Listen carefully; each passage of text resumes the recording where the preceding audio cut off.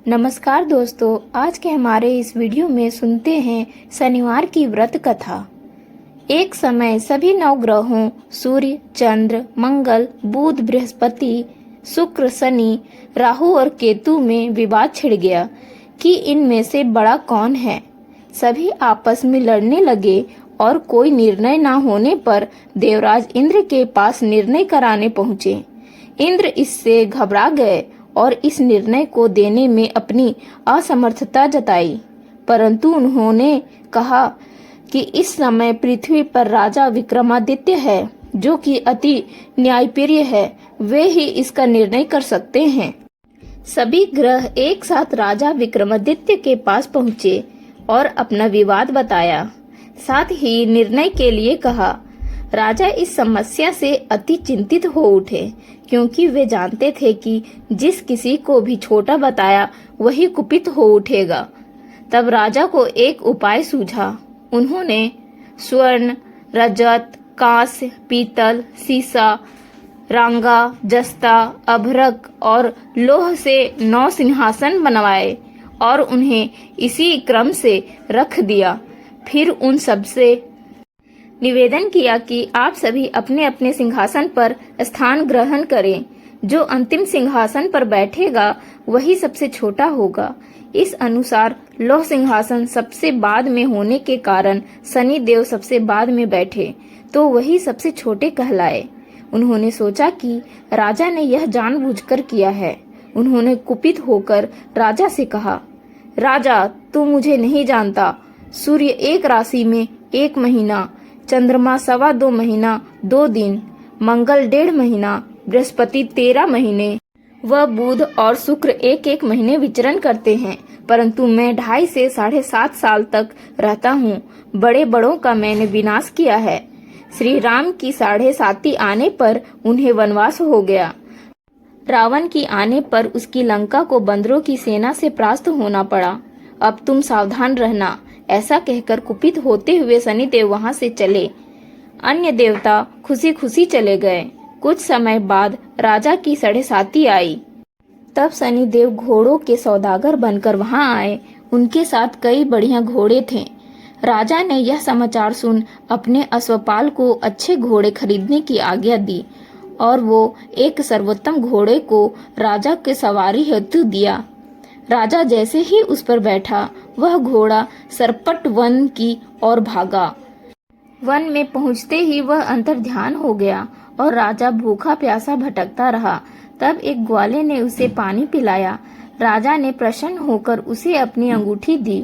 वह अंगूठी देकर राजा नगर को चल दिया और वहां अपना नाम उज्जैन निवासी वीका बताया। वहां पर एक सेठ की दुकान में उसने जल इत्यादि पिया और कुछ देर विश्राम भी किया। भाग्यवश उस दिन सेठ की बड़ी बिक्री हुई। सेठ उसे खाना इत्यादि करा के खुश होकर अपने साथ ले गया। वहां उसने एक खूंटी पर देखा कि एक हार टंगा है, जिसे खूंटी निगल रही है। थोड़ी देर में पूरा हार गायब हो गया। तब सेठ ने आने पर देखा कि हार गायब है। उसने समझा कि वीका ने ही उसे चुराया है। उसने वीका को कोतवाल के पास पकड़वा दिया। फिर राजा ने भी उसे चोर समझकर हाथ पैर कटवा दिए। वह एक चरंगिया बन गया और नगर के बाहर फिकवा दिया गया। वहां से एक तेली निकल रहा था, जिसे दया आई और उसने वीका को अपनी गाड़ी में बिठा लिया। वह अपनी जीभ से बैलों को हाँकने लगा। उस काल राजा की शनि दशा समाप्त हो गई। वर्षा काल आने पर वह मल्हार गाने लगा। तब वह जिस नगर में था वहां की राजकुमारी मन भावनी को वह इतना भाया कि उसने मन ही मन प्रण कर लिया कि वह उस राग गाने वाले से ही विवाह करेगी। उसने दासी को ढूंढने भेजा। दासी ने बताया कि वह एक चौरंगिया है, परंतु राजकुमारी ना मानी, तो राजा ने उस तेली को भेजा और विवाह की तैयारी करने को कहा। फिर उसका विवाह राजकुमारी से हो गया। तब एक दिन सोते हुए स्वप्न में शनि देव ने राजा से कहा, राजन, देखा तुमने मुझे छोटा बताकर कितना दुख झेला है। तब राजा ने उससे क्षमा मांगी और प्रार्थना की कि हे शनिदेव, जैसा दुख मुझे दिया है किसी और को ना दे। शनिदेव मान गए और कहा, जो मेरी कथा और व्रत कहेगा उसे मेरी दशा में कोई दुख नहीं होगा। जो नित्य मेरा ध्यान करेगा और चींटियों को आटा डालेगा उसके सारे मनोकामना पूर्ण होगा।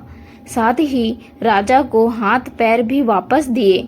प्रातः आंख खुलने पर राजकुमारी ने देखा तो वह आश्चर्यचकित हो रह गई। विका ने उसे बताया कि वह उज्जैन का राजा विक्रमादित्य है। सभी अत्यंत प्रसन्न हुए। सेठ ने जब सुना तो वह पैरों पर गिरकर क्षमा मांगने लगा। राजा ने कहा कि वह तो शनिदेव का क्रोध था, इसमें किसी का कोई दोष नहीं। सेठ ने फिर भी निवेदन किया कि मुझे शांति तभी मिलेगी जब आप मेरे घर चलकर भोजन करेंगे। सेठ ने अपने घर नाना प्रकार के व्यंजनों से राजा का सत्कार किया। साथ ही सबने देखा कि जो खूंटी हार निगल गई थी वही अब उससे उगल रही थी। सेठ ने अनेक मोहरे देकर राजा का धन्यवाद किया और अपनी कन्या श्री कौरी से प्राणी ग्रहण करने का निवेदन किया। राजा ने सहर्ष स्वीकार कर लिया। कुछ समय पश्चात राजा अपनी दोनों रानियों मन भावनी और श्री कौरी को सभी दहेज सहित लेकर उज्जैन नगरी को चले। वहां पूर्ववासियों ने सीमा पर ही उनका स्वागत किया। सारे नगर में दीपमाला हुई, सबने खुशी मनाई। राजा ने घोषणा की कि मैंने शनि देव को सबसे छोटा बताया था, जबकि असल में वही सर्वोपरि है। तब से सारे राज्य में शनि देव की पूजा और कथा नियमित रूप से होने लगा। सारी प्रजा ने बहुत समय खुशी और आनंद के साथ बिताया। जो कोई शनि देव की इस कथा को सुनता या पढ़ता है उसके सारे दुख दूर हो जाते हैं। व्रत के दिन इस कथा को अवश्य पढ़ना चाहिए। तो दोस्तों, ये थी शनिवार की व्रत कथा। ये वीडियो आपको अच्छी लगी हो तो लाइक, शेयर और सब्सक्राइब जरूर कर दें और बेल आइकन दबाना ना भूलें। धन्यवाद।